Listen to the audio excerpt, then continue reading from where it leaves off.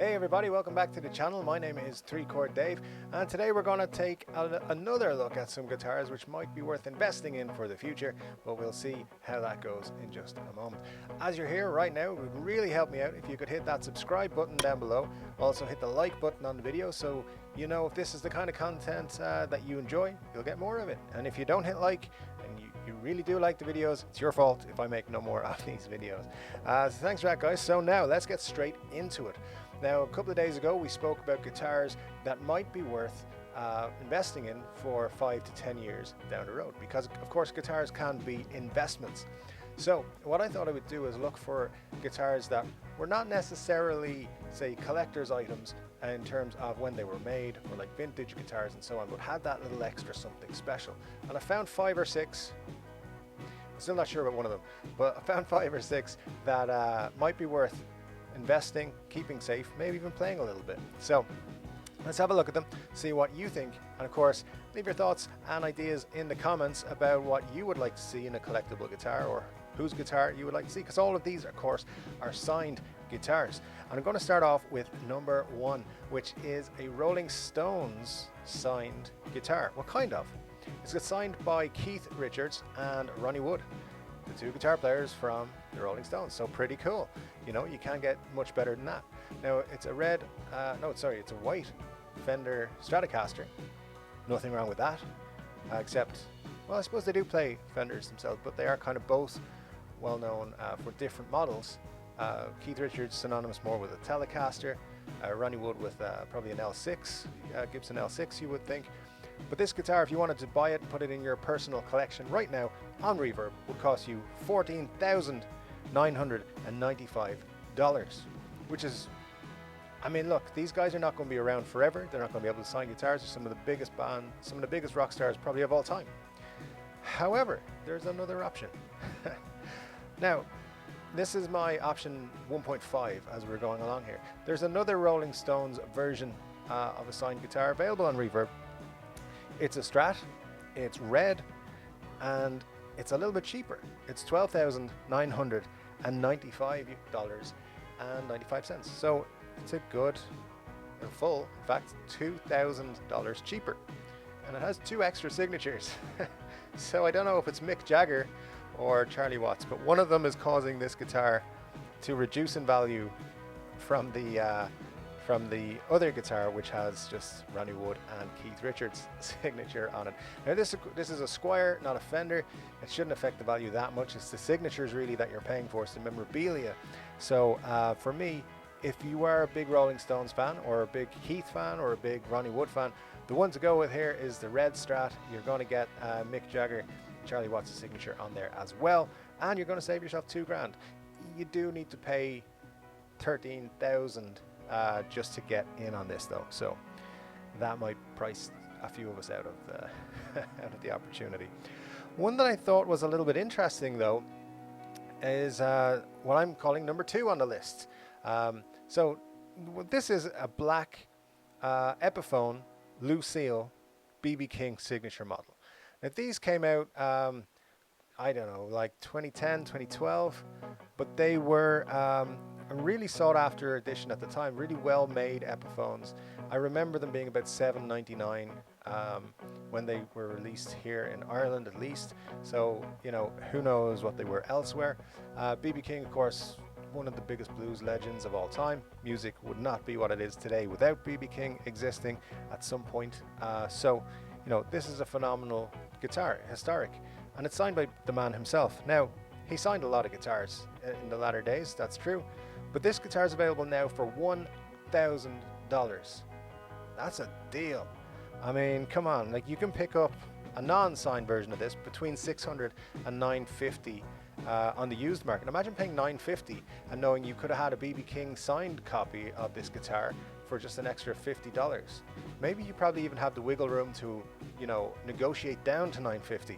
So I had to put that on the list. Now, yes, it's a Gibson Lucille that you would really want if you were a big BB fan, but you know, for me, this is a really great option. There's also a couple of really interesting guitars on reverb, signed by BB King. As I said, he signed a lot of guitars, particularly in his latter days. Like, people would bring stuff to the BB King restaurant that was in near Times Square in New York, get him to sign it if he was there. So there's a lot of stuff was signed by BB King, but there was an interesting giveaway from NAMM where they gave away 3 signed BB King acoustic guitars, and that's on there for about 3 years now for about $1,000 as well. So I think it's $1,500. Definitely worth checking out if you're a BB King fan. This kind of thing will go up in value because BB King ain't signing no more guitars, but there's a lot of them out there at the minute. Now, something that's incredibly rare is artist signature models signed by the artist. In terms of Gibson, what they tend to do is make either 25 or 50, depending on, they might have slight variations in the models, like a premium version and a non-premium version. What they'll do is get the guitarist to sign 25 of each model, and they'll come with like a special case candy and all that sort of stuff. This right here is a Slash Anaconda Burst flame top guitar from 2017. Yeah, 2017. The really interesting thing about this is a number 1. You never see a number 1 in the wild. The artist keeps the number 1 all the time. So this should be in Slash's collection. So for some reason, Gibson sold it, and it's currently with a guitar dealer in Germany. They're selling it for $20,409. Probably actually have it priced in somewhere around, I'd say, 19,000 euros. And this is a big deal. A number 1 guitar is going to go up in value. This should be in an artist's collection. And this is Slash. It's not like a nobody who, I mean, I don't think they give nobodies signature guitars. But the fact that this is a number 1, he also plays this guitar in the promotional video that they did in 2017 with Gibson, which is linked on the sales page for this particular guitar on Reverb. And I mean, this is actually genuinely a full-on collector's edition. This will, in 20 years' time, be worth a lot more than $20,000. That's a guarantee, unless the world economy crashes and nothing's worth anything anymore. Which might happen. Anyway, the next guitar, guys, number 4 on the list, we're going to have a look at this special Jimmy Page model. Now, there are guitarists who, you know, are well respected and are loved and have fans all over the world, but very few get into that conversation. Who's the greatest of all time? There's maybe 5 people who are in there consistently, and Jimmy Page is always one of the top contenders for that position, because the lead guitarist in, well, Led Zeppelin, so, you know, some of the best rock music of all time. Jimmy Page has this custom special edition that came out from Gibson, and it was weird. It's the best way of explaining it. It's not a 3-way selector switch, it's like a 6 or 7 different ways. All of the control knobs have different functions as well, like push pull, coil split and stuff like that. There's lots of different features. I'll be honest, I don't know all the things that this guitar does. It's you kind of need a degree to be able to work it, but phenomenal piece of work by Jimmy, getting Gibson to do all kinds of crazy stuff with his guitar. Now, the thing about this is he also signed it, and it comes with a promotional poster and all the case candy and stuff like that. It does look like he might have had a whiskey or 2 when he signed it, but as you can see here is a signature, and also on the back of the guitar as well. It's a little bit funny, but it is signed by Jimmy Page, and that is authenticated as well. $39,739 dollars. This is number 23 of 25. Again, only 25 of these were made, so, you know, if you have number 23, you know, you either want a low number or a high number if you're getting a numbered guitar. So 23 is a good one. You might also be a Michael Jordan fan, so there you go. It's kind of got a bonus for you if you are. That's the kind of pricing I'd expect that Slash guitar to be up to in about 5 to 7 years, to be honest. So that's just a little hint for you there. Now, here's a little fun one. This is a guitar a lot of people don't even realize exists. It's a John Lennon of the Beatles, Gibson, J160E. Now, yes, we all know John Lennon played primarily an Epiphone 160E, but this is a Gibson model for his 70th birthday, which came out in 2010. So, of course, it's his 80th birthday this year. I wonder, will they do anything? Probably not. So, this guitar is white, as you can see. It's got an inlay on the headstock of John Lennon's autograph. Very cool. And it just, I mean, this is a special guitar. Only 7 of them were made. But here's the thing. Brand new, this guitar costs $10,748. That was the brand new cost to buy this guitar when Gibson released 70 of them 10 years ago.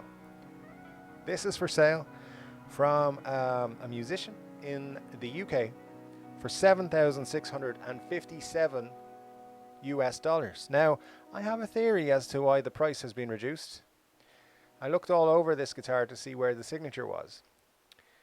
And then I realized John Lennon couldn't have signed this in 2010. What the hell? He died in 1980. So what happened? This is signed by Yoko Ono. And there goes all the interest in anyone buying this guitar, just walking out the door. Special model, in fairness, it really is. But Yoko Ono has signed it just on the certificate that's put on inside the guitar. I think that's her signature. I couldn't find anything else that could be. It doesn't look like she wrote Yoko Ono, but she signed something. But apparently her doing that has removed $3,000 from the price of the guitar. So Yoko, don't scribble on stuff. It costs money. All right. And that's the one I'm not really counting on the list, guys, because it's not signed by the artist themselves. But of course, signature inception of all guitar possibilities. You can't talk about signed guitars without talking about a signed Les Paul, which is signed by Les Paul. Of course, that would be perfect. Now this one is a Les Paul recording from 1976. It's white, which has kind of, as all white guitars do, it's faded into this kind of creamy yellowish color, which looks, pretty decent, to be honest. It's kind of shows its age. I like it. But the recording's an interesting model. It's kind of like Les Paul's little side project for himself.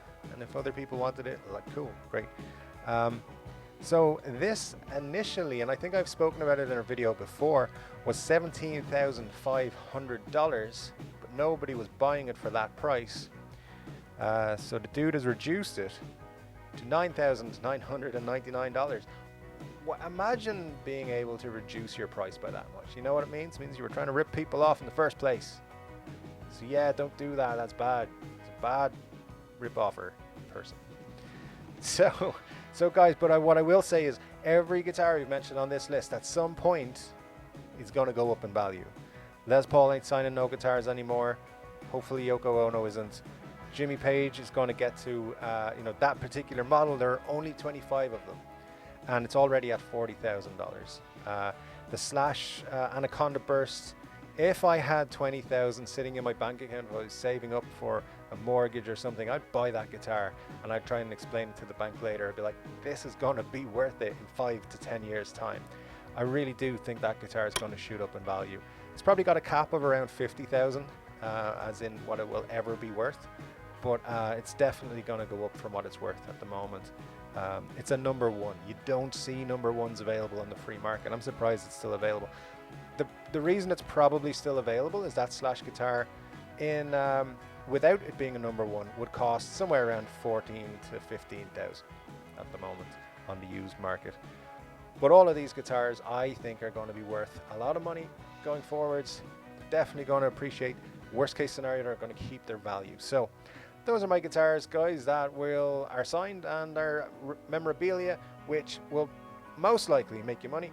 And of course, if you have any ideas or theories about other guitars that are good investments, we'd love to hear about them in the comments. Don't forget to hit subscribe on your way out and hit that like button as well. Thanks very much for joining me. I'll be back soon. Have a good one.